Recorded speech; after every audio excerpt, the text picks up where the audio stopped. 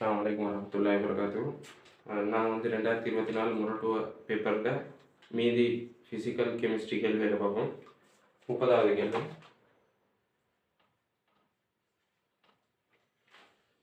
பூஜ்ஜியம் தசம் 5 3 செறிவுடைய X இன் நீர் கரைசலின் 100 சென்டிமீட்டர் கனத்தினுள், சரியா?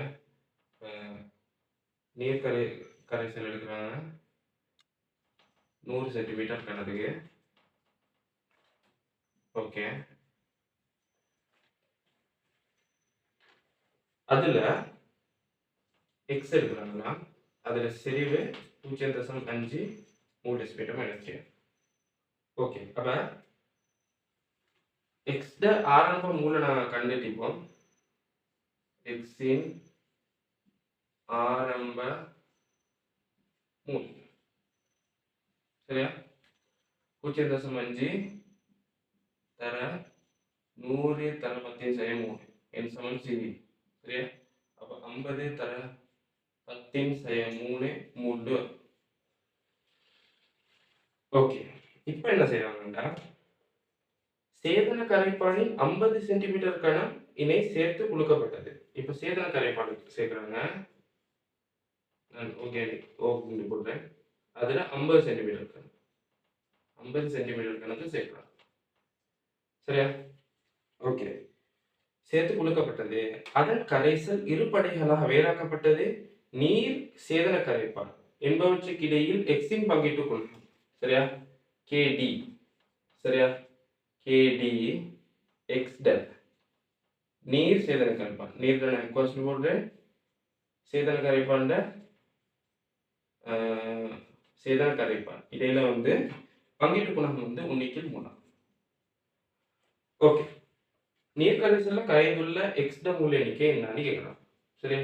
இப்ப ஆரம்ப மூல கண்டுட்டோம். நான் இது 50 தர 10 செய்ய 3, சரியா? இது ஆரம்ப மூல தர ஆரம்ப மூல சேதன கரைப்பான நம்ம வந்து சேர்க்கிறதுக்கு முன்னாடி இருந்த எக்ஸ் ஆரம்ப மூல் நீர் கரைசல்ல காணப்பட்டது, சரியா? இப்ப சேர்த்தோன்னு என்ன நடக்கும்டா, நான் இந்த லாஸ்டா வந்து நீர் கரைசல்ல கரைந்துள்ள எக்ஸ் மூல எண்ணிக்கையை கேட்கறதால கடைசியா நீர் கரைசல்ல கரைந்துள்ள எக்ஸ் மூல எண்ணிக்கையை வந்து நான் ஏன்னு எடுத்தேன்டா, சேதன கரைப்பானுக்கு எவ்வளவு பேத்திக்கும் 50 தர 10 செய்ய 3 மைனஸ் ஏ, அப்படிதானே? இங்க ஏ மிஞ்சிக்கின்றா 50 தர 10 செய்ய 3ல இருந்து கழிச்சு வர பெருமானம் மேல சேதன சேவைக்கு பேத்திக்கும், சரியா? ஓகே, இப்ப நான் கேடிக்கு நான் போடுறேன். ஓகே, நீர் கரைசல் உள்ள எக்ஸ், அப்ப செறிவை தான் கேட்குறாங்க. மூல் தெரியும் உங்களுக்கு, ஏ இன் கீழ் 100 தர 10 செய்ய 3 கீழே சேதன கரைப்பான் உள்ள ஏட எக்ஸ் செறிவு, சரியா? அப்ப அது வரும் 50 மைனஸ் 50 தர 10 செய்ய 3 மைனஸ் ஏ கீழே அது உள்ள கனவளவு 50 தர 10 செய்ய 3 டெசிமீட்டர் கனவு, சரியா? சமன் கேடி 1/3. ஓகே, இப்ப இதை சுருக்கினா 100 தர 10 செய்ய 3 50 தர 10 செய்ய 3 2க்கு 1, ஆகவே a/2 வரும். நான் எழுதுறேன், a/2 இன் கீழ் 50 தர 10 செய்ய 3 மைனஸ் ஏ சமன் 1/3, சரியா? அப்ப நான் ஏ 2 கீழே எடுத்து வந்தேன்டா, 100 தர 10 செய்ய 3 100 தர 10 செய்ய 3 தசம் 1 எழுதுறேன். தசம் 1 மைனஸ் 2 தர ஏ 2a சமன் 1/3, சரியா? ஓகே, அப்ப 3a சமன் 0.1 மைனஸ் 2a வரும். ஆகவே 5a சமன் 0.1, a சமன் 0.1/5 சமன் 0.02, சரியா? என்றது என்ன, சேதன கரைப்பானை வந்து கலந்தோன்னா நீர் கரைசல்ல எஞ்சி உள்ள எக்ஸ் ட மூல் பின்னம். சரி, மூல் அளவு. ஓகே, அப்போ நாங்கள் ஏ கண்டுட்டோம். அப்போ 5வது விடை.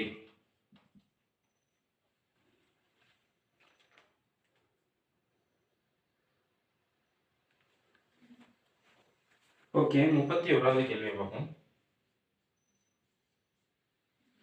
ரசாயன இயக்கவியல் பற்றி பின்வரும் கூற்றுக்களில் தவறானது அல்ல தவறானவை. சரியா? ஏ கூற்று, குறித்த தாக்கத்திற்கான ஊக்கியினை பயன்படுத்தும் சந்தர்ப்பங்களில் தாக்க வீத நிர்ணய படியில் எந்த ஒரு தாக்கினதும் செறிவினை அதிகரிக்கும் போதும் கட்டாயம் தாக்க வீதம் அதிகரிக்கும் அப்படின்னு சொல்லி, இதுல ஊக்கிய நான் பாவிச்சோம்டா, ஊக்கிய ஒரு தாக்கத்துக்கு பாவிச்சோம்டா, ஊக்கி அந்த தாக்கத்துல ஏவச்சக்தியை குறைச்சாது ஏவச்சக்தி ஏவச்சக்தி குறைந்த மாற்றுப்பாதையினூடாக அந்த தாக்கத்தை கொண்டு செல்லும். சரியா? அங்க ஏவச்சக்தியை குறைச்சாது ஏவச்சக்தி குறைந்த மாற்றுப்பாதையினூடாக கொண்டு செல்லும். அதாவது அந்த தாக்கத்துல பொறிமுறையை மாத்த போகுது. சரியா? அப்ப அந்த தாக்கத்துல பொறிமுறையை மாத்த போகுது. அப்ப நாங்க ஊக்கி போட்டதுலேருந்து ஊக்கி நாங்க போட்டோம்டா அதுக்கு பிறகு எங்களுக்கு மெதுவான படி, அதுக்கு முன்னுக்கு நாங்க நினைச்சு கொண்டு இந்த மெதுவான படி இல்லாட்டி விரைவான படி இது அப்படின்னு எங்களுக்கு மீண்டும் அதை சொல்லலாம். ஏண்டா பொறிமுறை மாறிடும். பொறிமுறை மாறினா எது மெதுவான படின்னு நினைச்சோமோ அது சில நேரம் எங்களுக்கு விரைவான படியாக மாறிலும் இல்லை வேண்டிய நடக்கலாம். சரியா? ஆகவே எங்களுக்கு ஊக்கி போடுறதுக்கு முதல் நாங்கள் மெதுவான படின்னு எதை நாங்கள் நினைச்சு கொண்டிருந்தோமோ அதை எங்களுக்கு ஊக்கி போட்டோன்னே அது மெதுவான படின்னு எடுக்கலாம். வீத நிர்ணய படின்னு அதை எடுக்கலாம். சரியா? ஓகே, இங்க அப்ப அந்த கூற்று அங்கனைக்கே பிள்ளாண்டு எடுக்கலாம். ஓகே, அது இல்லாம தாக்க வீத நிர்ணய படியில எந்த ஒரு தாக்கினதும் செறிவினை அதிகரிக்கும் போதும் கட்டாயம் தாக்க வீதம் அதிகரிக்கும் அப்படின்னு சொல்லி, இப்ப இங்க தாக்க வீத நிர்ணய படின்னு எதை சொல்ல வராங்க? எதை சொல்ல வராங்க தெரியாத எங்களுக்கு. அப்ப ஊக்கிய போட்டோன்னா தாக்க வீத நிர்ணயப்படியா எது வந்துடும் அப்படின்னு எங்களுக்கு சொல்லலாம். ஆகவே எதுல செறிவு அதிகரிச்சிடறாங்க? செறிவு அதிகரிச்சிடா இப்ப என்ன தாக்கத்துல செறிவு அதிகரிச்சிடறாங்கன்ட்டு எங்களுக்கு சொல்லலாம். ஆகவே அந்த குற்றம். அடுத்த பி, பூச்சிய வரிசை தாக்கம் ஒரு படி தாக்கமாக இருக்கலாம். பூச்சிய வரிசை தாக்கம்ன்றது கட்டாயம் பலப்படி தாக்கத்துல ஒரு படியாக தான் காணப்படும். சரியா? பூச்சிய வரிசை தாக்கமா வார ஒரு தாக்கம் ஒன்றை நீங்க கண்டா அது கட்டாயம் அது பலப்படி தாக்கத்துல வார ஒரு படியாக தான் காணப்படும். பூச்சிய வரிசை தாக்கமா ஒரு முதன்மை தாக்கம் அமைய இயலா. சரியா? முதன்மை தாக்கம் பூச்சிய வரிசை தாக்கமா அமைய மாட்டாது. சரியா? ஓகே, அவ ஒரு படி தாக்கமா காணப்பட மாட்டாது. அப்ப அந்த குற்றம் இல்லை. மூலக்கூற்று திறனின் பெருமானம் கட்டாய முழு எண்ணாக இருக்கும் அதே வேளை தாக்க வரிசையின் பெருமானம் பின்னமாக அமையலாம். அந்த கூற்று சரி. சரியா? மூலக்கூற்று திறன் பெருமானம் கட்டாயம் முழு எண்ணில் அமையும். சரியா? முழு எண்ணில் அமையணும். ஆனா தாக்க வரிசையிட பெருமானம் எங்களுக்கு முழு எண்ணில் அமையலாம், இல்லாட்டி பின்னமா அமையலாம், இல்லாட்டி பூச்சியமாகவும் அமையலாம், இல்லாட்டி மறை பெருமானமாகவும் அமையலாம். சரியா? அப்ப கட்டாயம் மூலக்கூற்று திரண்ட பெருமானம் முழு எண்ணில் அமையணும். தாக்க வரிசையில நான் சொன்ன மாதிரி வேண்டிய மாதிரி அமையலாம். ஓகே, டி கூற்ற பாருங்க. தாக்கம் ஒன்றின் தாக்க வீத மாறிலியின் அலகு மூல் -2 டெசிமீட்டர் 6ஆம் அடுக்கு செகண்ட் -1 ஆக இருப்பின் அத்தாக்கம் 3ஆம் வரிசை தாக்கமாகும். பாருங்க, R7 நான் உதாரணத்துக்கு எழுதுறேன். கே செறிவின்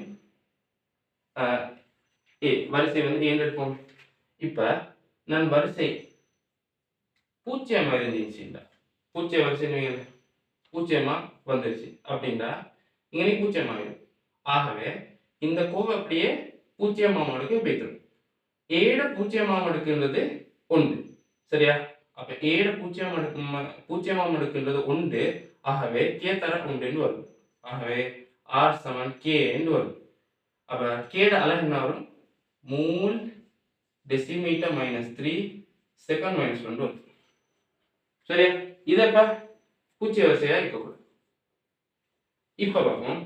ஏ 1 வச்சுட்டா என்ன வரிசை 1 மாறிச்சுட்டா என்ன பார்ப்போம். 1 மாறினாண்டா நமக்கு ஆர்ட மாறாது. மூல் டெசிமீட்டர் -3 செகண்ட் -1 வரும். கே ஏட வந்து மூல் டெசிமீட்டர் மைனஸ் 3 செறிவு சுழியம் மேலால் என்ன வரும் 1 இல்லையா 1. ஓகே, முதலாம் அடுக்குன்றதால மூல் டெசிமீட்டர் மைனஸ் 3 இந்த மூல் டெசிமீட்டர் மைனஸ் 3 ரெண்டும் வெட்டிப்படும். ஆகவே கேட அலகு வரும் செகண்ட் மைனஸ் 1. சரியா, இது வந்து முதலாம் வரிசையா காணப்பட்டார். ரெண்டாம் வரிசையா காணப்பட்டா இதே மாதிரி தான் வரும். மூல் டெசிமீட்டர் மைனஸ் 3 செகண்ட் மைனஸ் 1 சமன் கே மூல் டெசிமீட்டர் மைனஸ் 3 ரெண்டாம் அடுக்கு. ஆகவே மூல் வர்க்கம் டெசிமீட்டர் மைனஸ் 6 அப்படின்னு வரப்போகுது. சரியா, ஆகவே இங்க மூல் டெசிமீட்டர் மைனஸ் 3 மூல் டெசிமீட்டர் மைனஸ் 3 ஒன்றோடு வெட்டிப்பட்டு போகும். ஆகவே மூல் மைனஸ் 1 டெசிமீட்டர் கணம் செகண்ட் மைனஸ் 1 இப்படி கேடாக வரப்போகுது. மூன்றாம் அடுக்கு இப்ப கேள்வி வந்து மூன்றாம் வரிசை தாக்கமா என்னன்னு கேள்வி. அப்ப ஏ சமன் 3 காணப்பட்டா அது எப்படி வரும்? மூல் டெசிமீட்டர் மைனஸ் 3 செகண்ட் மைனஸ் 1 சமன் கே மூல் டெசிமீட்டர் மைனஸ் 3 மூணாம் அடுக்கு. ஆகவே மூல் கணம் டெசிமீட்டர் மைனஸ் 9ஆம் அடுக்கு. சரி, இப்படிதான் வரும். இப்ப இந்த மூல் டெசிமீட்டர் மைனஸ் 3 இதுல ஒரு மூல் டெசிமீட்டர் மைனஸ் 3 இல்லாம போகும். ஆகவே மீறது இங்கே எடுத்து வந்தா மூல் வர்க்கம் டெசிமீட்டர் மைனஸ் 6ஆம் அடுக்கு செகண்ட் மைனஸ் 1. சரியா, சரி, இதை வந்து நான்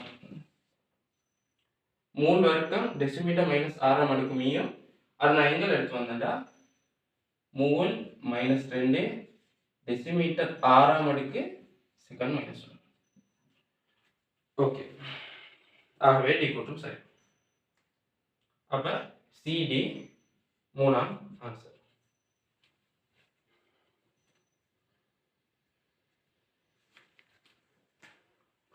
ஓகே, 38வது கேள்வி. XY கூறுகளை பகுதிப்பட காட்சி வடித்தல் மூலம் வேறாக்குதல் தொடர்பான எண்ணக்கருவை அருகிலுள்ள படம் காட்டுகின்றது. இவ்வெண்ணக்கரு தொடர்பான பின்வரும் கூற்றுக்களில் சரியானவை. ஓகே, இதுல ஏ கூற்று y-னை விட x ஆவி பரப்பு கூடிய கூறு ஆகும் அப்படின்னு சொல்லி. சரியா, ஓகே, இப்ப இங்க இதுபடி இப்ப கொதிநிலை அமைப்பு வெப்பநிலை அமைப்பு அவங்க சொல்றது வந்து கொதிநிலை அமைப்புக்கு தான். ஓகே, நான் வெப்பநிலை போடுறேன். வெப்பநிலை இங்க வெப்பநிலை எப்படி வருது? Tx-க்கு வந்து பெருசு, Ty-யை விட Tx-க்கு வந்து பெருசு. சரியா, இப்படி வந்தா எப்பயுமே ஆவி பரப்பு Ty அதாவது வெப்பநிலை குறைஞ்சது கொதிநிலை குறைஞ்ச கூறுக்கு தான் ஆவி பரப்பு கூட. சரியா, கொதிநிலை குறைந்த கூறுக்கு தான் ஆவி பரப்பு கூட இருக்கும். ஆகவே வைக்கு தான் ஆவி பரப்பு கூட. சரியா, ஓகே, ஆகவே இங்க வந்து x ஆவி பரப்பு கூடன்னு சொல்லி ஆகவே அது கூற்று இல்லை. அடுத்தது பி.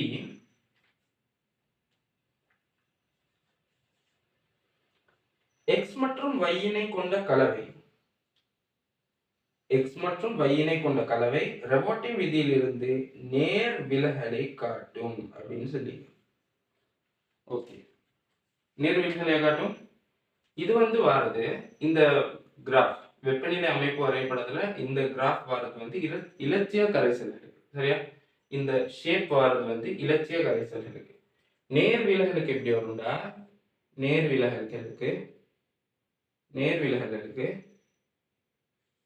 இப்படி வரும். சரியா, நேர் விலகலுக்கு இப்படி வரும். அதே மாதிரி எதிர் விலகலுக்கு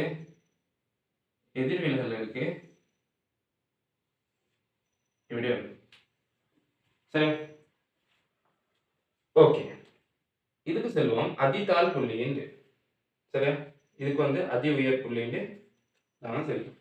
சரியா, இது வந்து நேர் விலகல் கரைசல்களுக்கு வர்றது, இது வந்து எதிர் விலகல், இது வந்து இலட்சிய கரைசல்களுக்கு வர்றது. அப்ப எங்க வந்து சொல்லி நேர் விலகலுக்கு வந்து ஆகவே இந்த கூற்றும் விலகல். அடுத்த சி கூற்று வரும். அமைப்பு சி தொடர்பான ஆவி ஒடுங்கலுக்கு உட்பட்டு பெறப்படும் புதிய திரவ கலவை முழுமையாக கொதிக்க வைப்பதற்கு தேவையான வெப்பநிலை T1 ஆகும் அப்படின்னு சொல்லி. ஓகே, இப்போ பார்ப்போம். இங்க இந்த கிராஃப்ல இந்த லைனுக்கு கீழே உள்ள அவ்வளவும் திரவ அவத்தையில காணப்படும். இது வந்து நான் திரவ அவத்தைக்கு எழுது போடுறேன். இந்த பகுதி வந்து திரவ ஆவி சமநிலையாக காணப்படும். சரியா? திரவ ஆவி சமநிலையாக காணப்படும். இதுக்கு மேல் உள்ள பகுதி ஆவி அவத்தையாக காணப்படும். சரியா? ஓகே, இப்ப சில இந்த அமைப்பில உள்ள திரவம் கொதிச்சு ஆவி அவத்தைக்கு போகுது. அவனுக்கு இந்த மீள உடுக்குறாங்க. அப்படி உடுக்கி வர திரவ அளவை வந்து புதிய திரவ கலவை. சரியா? அமைப்பு சி தொடர்பான ஆவி ஒடுங்கலுக்கு உட்பட்டு அமைப்பு சி தொடர்பான ஆவி ஒடுங்கலுக்கு உட்பட்டு மறுக்கணும் அவங்க ஒடுக்குறாங்க. சரியா? ஒடுங்கலுக்கு உட்பட்டு பெறப்படும் புதிய திரவ கலவை. சரியா? இணைவாறு புதிய திரவ கலவையாக காணப்படும். இந்த புதிய திரவ கலவையை முழுமையா கொதிக்க செய்வதற்கு தேவையான வெப்பநிலை மறுக்கணம் கொதிக்க செய்யலாம். சரியா? மறுக்கணம் கொதிக்க செய்யறாங்க. மறுக்கணம் கொதிக்க செய்ய தேவையான வெப்பநிலை வந்து T1. சரியா? நீங்க வந்து சரியா இந்த கிராஃப்ல வந்து கோட் அடிச்சு பாருங்க. சரியா? T1 கிட்ட வரும். சரியா? ஓகே, இன்னைக்கு அமைப்பு சியை வந்து கொதிக்க செய்யறதுக்கு வாயுவத்தை கொண்டு செல்வதற்கு தேவையான வெப்பநிலை வந்து T2 வரும். சரியா? T2 ஒரு வெப்பநிலை தந்தீங்கன்னா T2 வரும். T2 கொடுத்துட்டு மறுக்கணம் அதை உடுக்குறாங்க. அதுக்கு ஒரு மறுக்கணம் கொதிக்க வைக்கிறாங்க. கொதிக்க வச்சு மறுக்கணம் T1 வெப்பநிலைக்கு கொண்டு போகணும். புதிய திரவ கலவை முழுமையாக கொதிக்க வைக்கிறது. சரியா? ஓகே, அப்ப அந்த கூட்டம் சரி. டி, அடுத்தடுத்த கொதித்தல் ஒடுங்கல் மீள கொதித்தல் செயற்பாடுகள் மூலம் ஆவி பரப்பு கூடிய கூறினை திரவ கலவையிலிருந்து வேறுபடுத்த முடியும். ஓகே, இது வந்து பகுதிப்பட காய்ச்சி வடித்தல் எல்லாத்துலயுமே இந்த மெத்தட் தான் ஃபாலோ பண்றாங்க. கொதிக்க வைக்க ஆவி பரப்பு கூடிய கூறு வந்து முதல்ல வந்து பிரிகை அடைஞ்சு செல்லும். அதை வந்து ஒடுக்குவாங்க. ஒடுக்கி அதை வேறாக்குவாங்க. மறுக்கணும் அதை விட கொஞ்சம் குறைஞ்ச ஆவி பரப்பு கொண்ட கூறு வந்து கொதிக்க வைக்கப்படும். அப்ப அது போகும், அதை ஒடுக்குவாங்க. அப்படி நடக்கும். ஆகவே ஆவி பரப்பு கூடிய கூரை தான் திரவ கலவையிலிருந்து முதல்ல வேறுபடுத்துவாங்கன்றது சரி. சரியா? அப்ப இதுக்கும் தேர்ட்.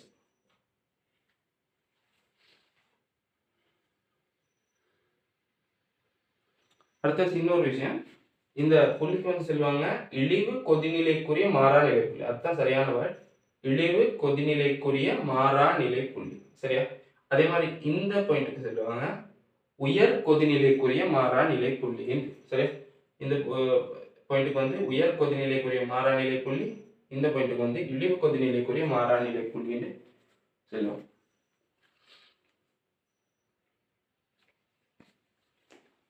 ஓகே, 40வது கேள்வி. சாற்றெண்ணெய் உற்பத்திகள் தொடர்பான பின்வரும் கூற்றுக்களில் தவறானது அல்ல தவறானவை. தவறானது கேட்கிறோம். சரியா? ஓகே, கொதிநீராவி காய்ச்சி வடித்தல் மூலம் சாற்றெண்ணெய் பிரித்தெடுத்தலில் ரெவோட்டின் விதி பயன்படுத்தப்படுதுதான் அப்படின்னு சொல்றாங்க. அப்படியா? பிழையான கூற்று. ரெவோட்டின் விதி வந்து ஒன்றோடொன்று கலக்கும் திரவங்களுக்கு பயன்படுத்தப்படும். சரியா? ஒன்றோடொன்று நன்கு கலக்கிற திரவங்களுக்கு தான் ரெவோட்டின் விதியை பயன்படுத்துவோம். ஆகவே இங்க சொல்லி கொதிநீராவி காய்ச்சி வடித்தல். இங்க கொதிநீராவி காய்ச்சி வடித்தல் வந்து சம்பந்தப்பட்டது வந்து ஒன்றோடொன்று கலக்காத திரவங்களை வந்து வேறுபடுத்துறதுக்கு. சரியா? உதாரணமா கொதிநீராவி காய்ச்சி வடித்தல் வந்து பயன்படுத்துற சாற்றெண்ணெய் பிரித்தெடுப்பு, நுளம்பெண்ணெய், கராம்பெண்ணெய், அப்படி எண்ணெய்கள் பிரித்தெடுக்கிறதை பயன்படுத்துவோம். ஆகவே கொதிநீராவி காய்ச்சி வடித்தல்ல வந்து வார கூறுகள் வந்து ஒன்றோடொன்று கலக்காததா காணப்படும். ஆகவே அங்க வந்து ரெவோட்டின் விதியை வந்து பயன்படுத்த மாட்டோம். ரெவோட்டின் விதியை வந்து பயன்படுத்துற இடம் எங்காண்டா பகுதிப்பட காய்ச்சி வடித்தல். பகுதிப்பட காய்ச்சி வடித்தல்ல வந்து பெட்ரோலிய பிரித்தெடுப்பு, அதே மாதிரி வளியிட கூறுகளை குளிர்த்தி வளியிட கூறுகளை வந்து பகுதிப்பட காய்ச்சி வடித்தல் மூலம் பிரித்தெடுப்பாங்க. அதே மாதிரி ஆல்கோஹாலை பிரித்தெடுப்பாங்க. அப்படி அந்த செக்டர்களில் தான் ரெவோட்டின் விதி பயன்படும். சரியா? அப்ப கொதிநீராவி காய்ச்சி வடித்தல்ல வந்து ரெவோட்டின் விதி பயன்படுத்தப்பட மாட்டாது. ஆகவே அந்த கூற்று இல்லை. அடுத்தது, கருவா எண்ணெய் அடங்கியுள்ள யூசினோலானது செப்புடன் தாக்கம் புரிவதால் தற்போது கருவா எண்ணெய் பிரித்தெடுப்பில் செப்பு கொதிகலன் பயன்படுத்தப்படுவதில்லை அப்படின்னு சொல்லி, அது வந்து ஒரு தியரி பார்ட். இப்போ வந்து பயன்படுத்துறதில்ல. அந்த கூட்டம் சரி. சரியா? அது ஒரு தியரி பார்ட். ஓகே. சாற்றெண்ணெய்கள் உயர் வெப்பநிலையில் பல்பகுதியாக்கத்துக்கு உட்படக்கூடியவை என்பதால் அவற்றை பகுதிப்பட காய்ச்சி வடித்தல் முறை மூலம் பிரித்தெடுக்க முடியும் அப்படின்னு சொல்லி. ஓகே. சாற்றெண்ணெய் வந்து உயர் வெப்பநிலையில வந்து அதுல அமைப்பு வந்து மாறக்கூடியது. சரியா? இதோட ஸ்ட்ரக்சர் மாறும். சரியா? அதால நாங்க வந்து எதிர்பார்த்த அந்த அமைப்பை வந்து பெரியலாம் போகும். ஆகவே அதை வந்து நாங்கள் வந்து கொதிநீராவி காய்ச்சி வடித்தல்ல வந்து அதால தான் நாங்கள் கொதிநீராவி காய்ச்சி வடித்தல் மூலம் பிரித்தெடுக்கிறோம். கொதிநீராவி காய்ச்சி வடித்தல் மூலமா பிரித்தெடுக்கக்குள்ள என்ன நன்மைண்டா, நான் பிரித்தெடுக்க வேண்டிய அந்த 2 கூருடையும் கொதிநிலைகளை விட குறைந்த கொதிநிலையில வந்து கொதிச்சு 2ம் வேறாகக்கூடியது. சரியா? 2ம் வேறாகிறதுக்கு வந்து குறைந்த கொதிநிலை வந்து பயன்படுத்தப்படும். ஆகவே கொதிநீராவி காய்ச்சி வடித்தல் வந்து இங்கு வந்து அட்வான்டேஜாக காணப்படுது. ஓகே. அப்ப அந்த குற்றம் சரி. அவற்றை பகுதி காய்ச்சி வடித்தல் முறை மூலம் பிரித்தெடுக்க முடியும். சரியா? அதுவும் சரி. ஓகே. அடுத்து, கொதிநீராவி காய்ச்சி வடித்தல் மூலம் சாற்றெண்ணெயின் கொதிநிலைக்கும் நீரின் கொதிநிலைக்கும் இடைப்பட்ட வெப்பநிலையில் நறுமண நெய்யை காய்ச்சி பெறலாம் அப்படின்னு சொல்லி. அப்படியா? நான் இப்பதான் சொன்னேன். கொதிநீராவி காய்ச்சி வடித்தல்ல வந்து சாற்றெண்ணெய் நீர்ட சாற்றெண்ணெயோட கொதிநிலை நீர்ட கொதிநிலை ரெண்டுடையும் கொதிநிலையை விட குறைந்த கொதிநிலையில வந்து கொதிச்சு வேறாக்கப்படுது. ஆகவே 2க்கும் இடைப்பட்ட கொதிநிலையில கொதிக்கிறது வந்து பகுதிப்பட காய்ச்சி வடித்தல். சரியா? பகுதிப்பட காய்ச்சி வடித்தல்ல தான் 2 கூரை வந்து வேறாக்கணும்டா ஒரு கூருட கொதிநிலை வந்து இன்னொரு கூருட கொதிநிலை மற்ற கொதிநிலை விட குறைவாக்கிட்டான். சரியா? அந்த 2 கொதிநிலைக்கும் இடைப்பட்ட கொதிநிலை உடைய அந்த வெப்பநிலையில தான் 2 கூறுகளையும் வேறாக்கலாம். சரியா? கொதிநீராவி காய்ச்சி வடித்தல்ல வந்து 2 கூருடைய கொதிநிலையை விட குறைந்த வெப்பநிலையில கொதிச்சு 2 கூறுகளையும் வேறாக்க முடியும். ஓகே. அப்ப அந்த குற்றம் பிழை. ஆகவே இதுக்கு வந்து